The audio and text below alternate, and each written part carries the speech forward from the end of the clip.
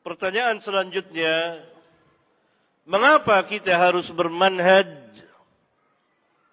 dengan manhaj salaf? Jawabannya pertama, perintah Allah dalam Al-Quran. Di antaranya ayat dalam surat An-Nisa 115 yang memerintahkan kita untuk mengikuti sabilil mu'minin. Dan sabilil mu'minin dalam ayat tersebut tidak ragu lagi adalah para sahabat. Demikian juga sejumlah ayat yang begitu banyak di dalam Al-Quranul Karim. Ini pertama, nas dalil dari Al-Quranul Karim. Yang kedua, dari hadis, dari sunnah. Begitu banyak hadis yang memerintahkan kita bermanhaj dengan manhaj para sahabat ridwanullah alaihim jami'an. Di antaranya hadis yang tadi kita bahas, fa'alaikum bisunnati wa sunnati al-khulafa ar-rasyidin al-mahdiyyin. Kemudian hadis tentang iftirakul ummah, bercerai-berainya umat ini. Dan Nabi SAW mengatakan, ma'ana alaihi al-yawm wa ashabi. Yang aku, yakni golongan yang selamat, al-firqa an-najiyah, yang aku bersama para sahabatku berada di jalan tersebut. Yang ketiga di antaranya, sabda beliau tadi, liyuballigh asy-syahidu minkumul ghaib. Pada Hajjatul Wada, beliau memerintahkan para sahabat untuk berdakwah, menyebarkan din. Kalau seandainya para sahabat manhajnya tidak benar, tentu tidak akan diperintah oleh Nabi sallallahu alaihi wasallam. Tidak akan Nabi sallallahu alaihi wasallam memerintahkan mereka untuk mendakwakan agama beliau.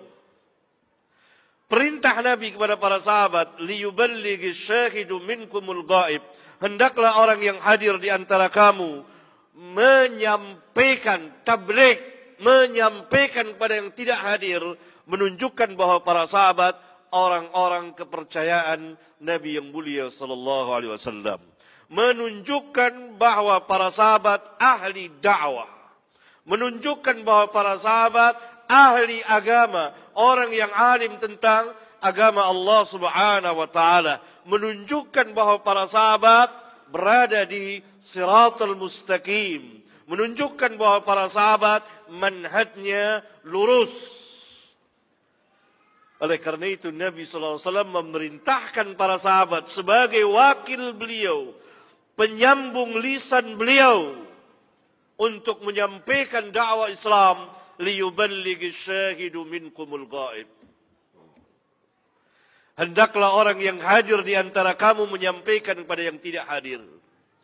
Kemudian sabda beliau dalam hadis yang lain, ballighu anni walau ayah. Sampaikan dariku meskipun seayat.